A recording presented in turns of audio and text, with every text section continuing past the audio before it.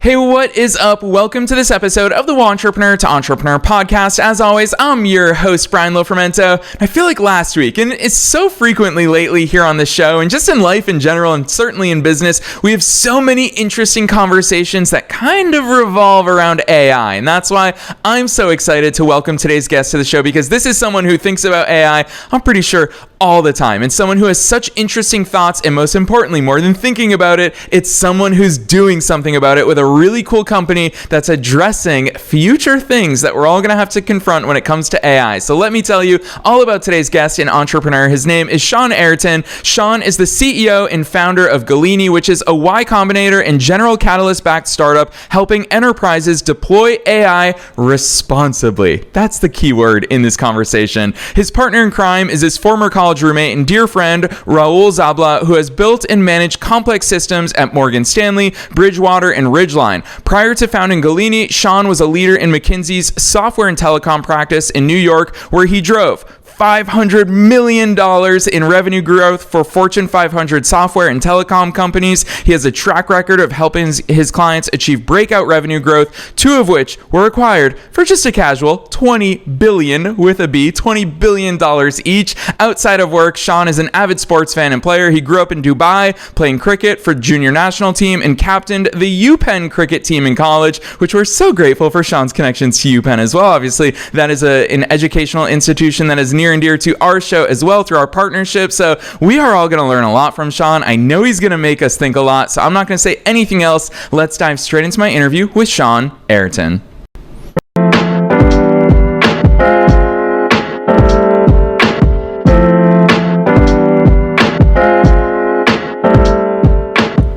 All right, Shaun, I am so very excited that you're here with us today. First things first, welcome to the show. Thank you, Brian. Thanks for having me. Heck yes, I'm excited to hear all the ways that your mind thinks about and works through this world of AI. But before we get there, take us beyond the bio. Who's Shaun? How'd you start doing all these cool things? Yeah, of course. Shaun Ayrton here. I grew up in Dubai, so abroad. It was an incredible sort of journey watching the city grow from a desert to the city it is today in a very short amount of time, which sort of left me with the takeaway or the learning that you can actually dream big and achieve things. And, not everything has to go as planned, but overall, it's sort of an endless path there. And so came to the US, very excited to sort of be at the heart of technology and innovation in the world. Studied at UPenn, always had a mixed interest between wanting to be a sports person, maybe not being good enough to do it, and, really enjoying the intersection of technology and business and figuring out, what could happen there and the potential. And so that's been sort of my two things that have driven me through most of my life. I spent a bunch of time at McKinsey before this, working with some incredible clients and colleagues, at that intersection of software and technology. Always had the itch to do something entrepreneurial, finally had the opportunity to do so and have jumped in and done it. Yeah, I love that overview, Shaun. What I'm so fascinated, I'm excited to hear you go a little bit deeper here, is the stark contrast, because it stands out to me about the difference between McKinsey and now being an entrepreneur yourself. Because I will confess this to you while we're here on the air, Shaun, is that a lot of entrepreneurs, I know that behind closed doors, they kind of view the McKinseys of the world as the kings of corporate jargon, which obviously for us as entrepreneurs, we're making the most of all the resources, however limited they may be, for us to further the world. And we kind of go counter to the traditional ways that things have been done. Talk to me about that difference, because now I would imagine you're moving so fast in a very rapidly evolving field. What does that difference look like? It is funny you bring that up, Brian. I think one of the first things, and this is a fairly new part of my life, we kicked this off in September of last year, and just sort of wrapped the Y Combinator, went through the Y Combinator Accelerator on the West Coast. I have to say there's a good amount of unlearning that has happened in those 10 weeks at a very accelerated pace for exactly that you're referring to. I do think there are some incredible things I learned from McKinsey that have actually given me a sort of a competitive advantage in the entrepreneurial game. A few of those things are how to navigate a corporation. It sounds easy, but knowing who to sell to, what type of conversation to have, when to engage different stakeholders to sort of drive decision making, how to engage them. I think those were having a seat at that table for 7-8 years before this has really almost given me the insider perspective of what it takes. But that said, there is a lot that I've had to unlearn as well, predominantly around the appetite of making mistakes. I think in most corporate jobs, and consulting is no exception, is making mistakes is not really kosher. But in entrepreneurship, if you're not making at least one blunder every day, you're not moving fast enough and not learning fast enough. So that was probably the biggest unlearning that had to happen in this journey. Yeah, so well said, Shaun. I love the fact that you call that out, because it is an inevitable part of any and every entrepreneurial journey, which, of course, I'm going to use that as a segue to talk about your entrepreneurial journey, because you're doing really cool things in the world of AI. We obviously talk about AI quite frequently here on this show, but talk to us about Galini. What is it? What made you start it? Where did that idea come from? And why now, Shaun? Because it's changing every single week, and I would imagine that you jumped headfirst into an industry that you had to make sense of, and you continuously have to stay ahead of the curve on. Yeah. Well, firstly, I don't think there's ever been a better time to start a company. So we can come back to that at the end, but I would encourage anyone listening to this podcast, take the jump. It has never been cheaper. It's never been easier. And the sort of investment appetite's never been better. And more importantly, your ability to bring an idea to reality has never been faster. So I would recommend that strongly. What drove my co-founder and I mean, we've known each other for 15 years at this point. We were roommates in college, from the time we were babies almost. And we sort of missed 2 or 3 of the seminal waves of technology, either because we were too young or, we were international. So we needed to play the visa game in the US, including the cloud wave, the internet wave, I guess we were a little bit too young for, the mobile wave.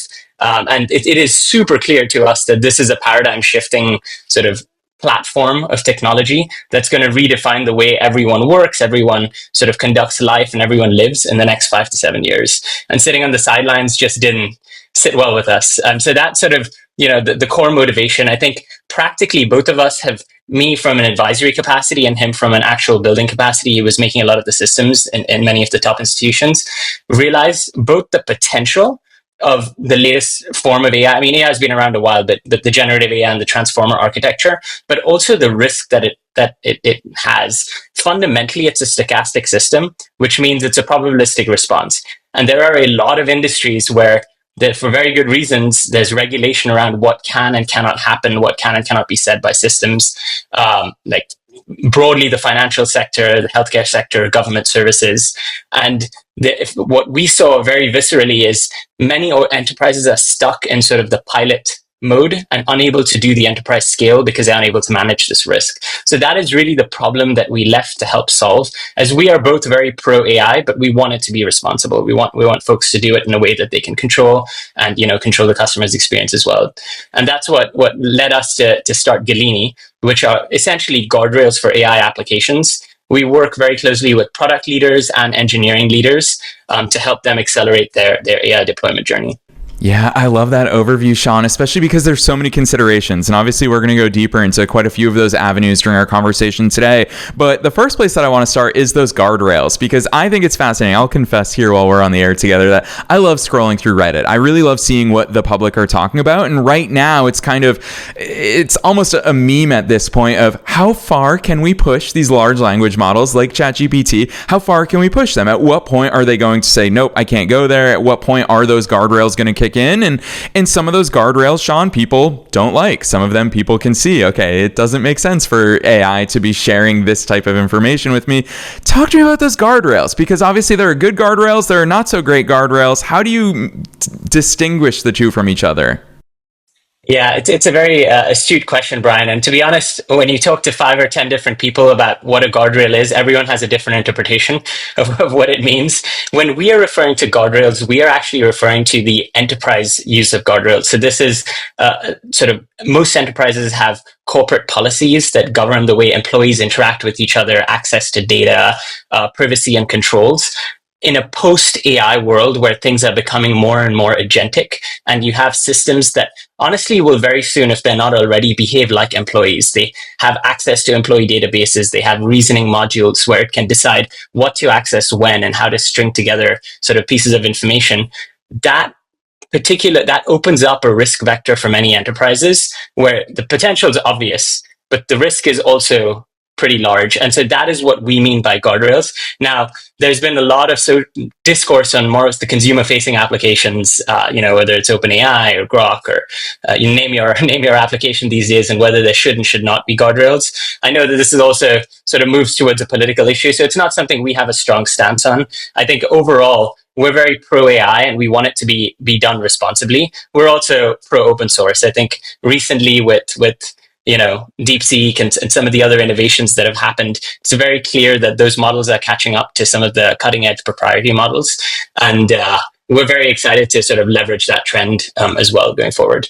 Yeah, I love the fact that you really make that distinction. You talk about those enterprise considerations because there are so many. And quite frankly, obviously you and I are going to be talking enterprise because you work within that realm. But I would argue all of us as business owners, every single person that's tuning into this conversation, we all have to think about the ways that we use it because we have our own data. We have our own customer data. There's a lot of sensitive stuff that a lot of us are feeding through AI these days, and free plans versus paid plans. There's so many considerations there. But one thing that I really appreciate is that you call out so distinctly that there are guardrails not just on AI outputs, but also the inputs. What is it that we're feeding into it? Talk to us about those considerations, because I feel like a lot of us are just freely using it without thinking about both sides of that equation of not just what's the AI giving to me, but what am I giving to it? Yeah, that's a fantastic point. I mean, the first thing I'll mention, whether you're, consumer use cases or even SMB use cases, look at the terms and conditions on the different websites for how they handle data, what they do about it. I think that is very critical. You could be, I'll give you an example. Last week, I was at the T3 conference, which is a wealth management technology conference. And it was very clear, for better or worse, that many advisors were using some of the tools like ChatGPT and sort of uploading PII and sensitive client information because regulation hasn't caught up there. It's probably fine, but it's at least something you need to disclose to your customers because it is going to an open source model, or an openly accessible model. So I would sort of take away is definitely look at the terms and conditions and just think through, do the, what do they call it? The PR test, the public test. If you were in the newspaper, would you feel comfortable or not comfortable saying a particular statement? And if you're not comfortable, it's good to explore solutions. That said, not a proponent of adding costs to your business model. So don't need, not suggesting that there are solutions that you can use that are very low cost, but at least be aware of the risks there for that. Yeah, I love the fact that you're also introducing us to so many different players, Shaun. We're talking about potential government regulation. We're talking about enterprise level. We're even talking about consumers' responsibilities of ourselves. If I go to a dental office, of course, I'd like to know what the heck they're doing with my data. And it was much simpler 50 years ago when everything was just pen and paper, but it's much more complex today. So I want to ask you this question. Obviously, there's no one answer to it. I'm sure it's a mix of everything, but who's responsible here? Who's going to drive that change? Because when I think about part of our value add as entrepreneurs is that we drive a lot of change when it comes to technology, when it comes to innovation. To the point that you said earlier is that, Shaun, there's a lower penalty for you and I taking risks and failing than there is for a McKinsey. So we get to drive some of those experiments and that change. Who's going to be driving that change in this world of AI and those guardrails and use cases and privacy and data and all these things we're talking about? Yeah, that's a $1 million question, Brian. I think ideally we'd want the government to play a part in this, but we know that they usually is a little bit slow in the adoption and understanding of the latest technology. We also know that historically a lot of the innovation has come from some of the larger companies, but this is a very, very unique sort of thing that we're seeing in the market where the vast majority of innovation here is actually coming from the startups of the world. Sort of our fellow founders, for lack of a better word. So I think the onus from an ethical standpoint is on us to make sure that we are using sort of our technology. I hate to draw the metaphor, but what's that Spider-Man or Superman quote of like, with power comes responsibility. I do think that really falls on founders and sort of early technology experimenters with AI to take this onus on themselves until there become standards and norms that are applicable in our space. Yeah, it was totally a softball question, Shaun, because obviously Galini is plugging a lot of that gaps. I want to put you on the spot a little bit because I obviously can see your website. Most listeners can't see you and I right now, and they definitely can't see your website as we're talking, but you have a graphic on your website that I feel like describes so succinctly where Galini fits into this mix. I love the fact that you've got the user's input feeds not to get an output, but first feeds into Galini that makes sense of all of the things that we're talking about, regulations, company policy, all of those, then feeds it into the AI and gets that output. Walk us through how the heck that works, because the visual is worth 1,000 words for me, truly, but I want you to explain it for listeners. Absolutely. I mean, the metaphor here for technologists out there is a firewall, but instead of being a security firewall, it's an AI compliance firewall. That's exactly how it works, Brian. So, as a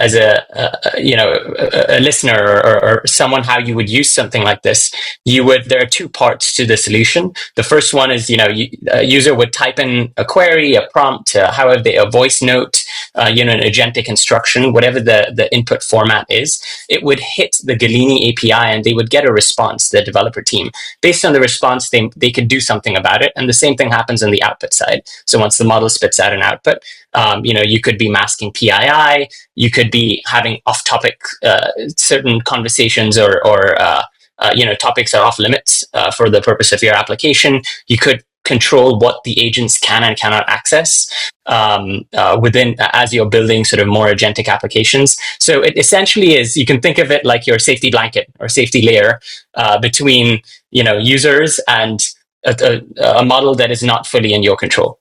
Yeah, I love the way that you use analogies to illustrate that point. I think it's so important for all of us to understand where things are living, because now we're sending data all across the world these days with any and every query that we're sending out there. Shaun, when I think about the work that you're doing, what really excites me is the fact that you guys are taking that responsibility to make sense of company policy, to make sense of all the things that at the enterprise level they hope is happening, but you then build and deploy that solution within their environment. My question to you is, what's the spark for them? What's that catalyst? Is it a pain point that enterprise level companies are already saying, wait, we recognize that this is something we want to get on top of? Or, I'm going to throw the insurance industry under the bus here, is it the case of like insurance where none of us want it, but unfortunately when something happens, we're really glad that we have it?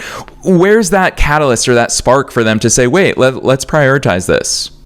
It's a great question, Brian. I think two things. One is we're a little bit early in the market. I think people are still early in their AI journeys, AI adoptions. They're figuring out what AI means for their company beyond, the Microsoft Copilots of the world or, the consumer facing applications. So I do think this is an evolving conversation. If you ask me in a couple of years, my answer will change.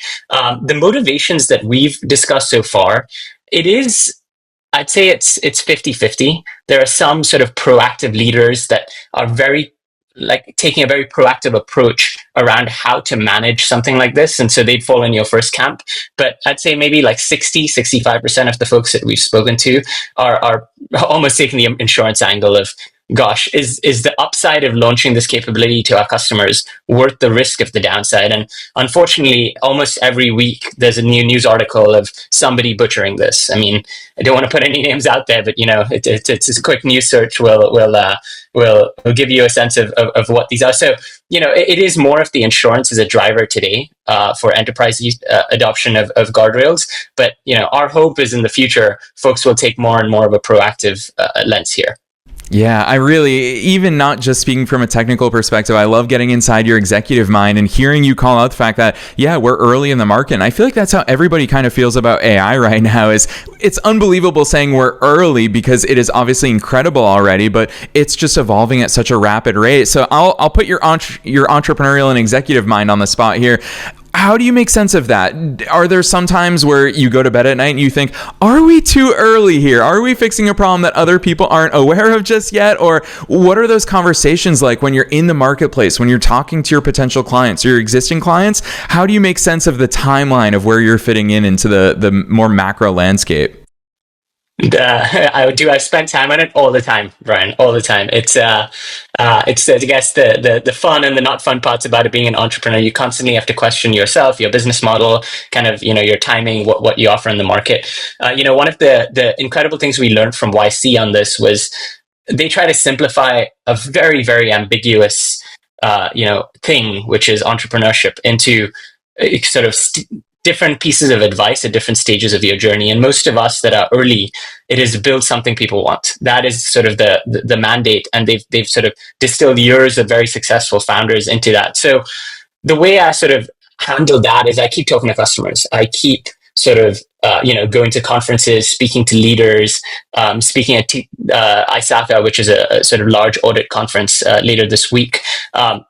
Being right front and center with customers in their workflows, sort of in the discussion, is the nearest way to figure out, are we too early or not? I think we are on the earlier side here, but we're not going to be for too long. I don't think there's been a technology that has evolved as quickly at a global scale as we are seeing it evolve, GenAI. Even, the open source Manus release a week or two ago, or I think it was last week, is essentially taking OpenAI's operator and bringing it to the world for a much lower price point. So, that will completely change the way folks interact with technology. The actual UI with which even consumers use technology will completely change. Imagine if you want to use a piece of software and you don't have to figure out how the software works. You just have a need and you express the need and it is solved. That is a world we're heading into very, very soon. Just to pick on one example. Yeah, I love that. Shaun, I'll tell you, obviously, as someone who talks to business owners for a living, I completely agree with you that I think that even though it feels early right now, that next stage is going to come so quickly. And that's why I really appreciate the fact that you and your co-founder, you're so clear on the fact that there are more regulated industries that make more sense for you to dip into. Government industry, for example, financial sector. Obviously, those are industries that have very sensitive data, that have a lot of data, that are leveraging AI in different ways. Talk to us about that industry-specific targeting, those conversations, how you've identified those, and really why those are going to be forced to be the leaders in this because of the sensitivity of their data. Yeah, I mean, that is where the pain is most felt, right? I think that the reason why we're starting there, as you said, it's regulated and the penalties are already established and large for violating those. I can give you a couple examples. We're working with a public safety provider who's essentially bringing the next version of their sort of video technology to market to help with crime sort of prevention and mitigation. And, we're helping them put guardrails around how that technology is used. We're working with another sort of global government in early discussions with them around amazing internal capabilities that they're trying to deploy for their citizens that would just bring access to information and resources to their fingertips, but need to do it in a responsible way. And sort of there's a big data challenge around that, as you can imagine. So, those are some examples there. We're having a lot of conversations with folks all across the financial services landscape, particularly investment advisors, around honestly the pain of compliance and how to use technology to help ease that from a delivery standpoint in a model that's pretty tough. There are pretty thin margins there. We're talking to banks, and then the last thing I'll mention, we're also talking to sort of like chronic care and other healthcare delivery practices as they think about using AI both in their operations but in customer service. And the last thing you want is to launch a 24/7 always available AI chatbot where you ask, hey, my back's hurting, I think I injured it in some way, and it starts giving you medical advice and puts the practice up to get sued. So those are some of the low-hanging fruit. But we very much, the vision we have in our head is, as AI becomes more human-like, we have a set of social norm or regulations of how we interact in companies with each other. What is that protocol? What does that look like for AI? And it makes sense that this is not going to be solved by each individual provider. And so we want to ideally be that protocol in 5 years. Yeah, Shaun, I love the real life examples because it immediately shows us how much we should all support some level of guardrails, because the back pain example, yeah, none of us want AI we already have WebMD to terrify us when anything is wrong with our bodies. So we don't need AI to be tacking onto that. I want to switch gears a little bit, Shaun. I've been so excited not only to talk to you with regards to AI, but also to get inside of your entrepreneurial mind. It's such a fun part of these conversations for me because I think it's fascinating. The dichotomy of your industry is that AI makes a lot of people afraid because they say all of us are going to be out of jobs. It's going to replace humans. Some people say it's going to take over the world. It's going to do all these bad things. But of course, there's also the good side. And so I'm using that as a segue to the fact that I know that one of your personal mantras and part of the way that you are raised is the importance of good thoughts, good words, good deeds. And obviously that helps you see the good in the world amidst all of the other things that are out there. Talk to us about how that's played into the way that you see the world, the way that you see the world as an entrepreneur, and how you make these decisions in your business. Yeah, I mean, that's a core sort of mantra. I grew up, I'm Zoroastrian, and it's a very sort of simple but fundamental part of how I conduct my life and kind of what I live by. So thanks for bringing that up, Brian. I'd say for me personally, it's been actually an incredible sort of accelerator and a big advantage to most things in my life. I mean, people like generally working with genuine, personable people. And, I've gotten that feedback a bunch before and very fortunate. And, the more you put out there, I truly believe the more you put out there and just help people, the more it will come back overall, like in your life. And so having that mindset actually, well, it's important just, I think in general, it's particularly helpful as a founder. Right. And so the how that's played out, and to answer your second question around AI, look, I mean, it is a scary technology to some extent. Intelligence has never been free before. So in that paradigm, there are fundamental questions we have to ask ourselves about how society will operate in 5-6 years. But I think the fear that people have, and it's a gross generalization, so not everyone, but is more the fear of change. It's easy to put something sort of on the side of something I don't understand and it is scary, so I won't understand it, versus just trying to use it, digging into it, even from a vocational standpoint. I think we're so early in the journey collectively that, people spending an hour a day, an hour a week on this, on something that they're actually interested in, will make them almost an expert in about a month or 2 months of just compounding that learning. So I would strongly urge sort of anyone to just try to play with AI today, not just, hey, go to ChatGPT and use it for search. Try to think of something where your life might be a little bit easier and use AI to try to make it happen. No need to build, just like make a custom GPT. You look at YouTube, look at some of the documents that have been published by some of the leading LLM labs, look at Reddit. There's so much experimentation that still hasn't happened for technology that's honestly incredible. I think the analogy I have here is, I feel like we're still riding horses and there's a Lamborghini and nobody's driving the Lamborghini, but everyone's saying how scary it might be. And all we have to do is open the door and like press the accelerator and see what might happen. That's kind of where we are with AI. So I would strongly encourage folks to, if you're not already, think about ways that it might make your life better, and don't wait for a solution to come out. Like, go and try to experiment and try to make something useful yourself.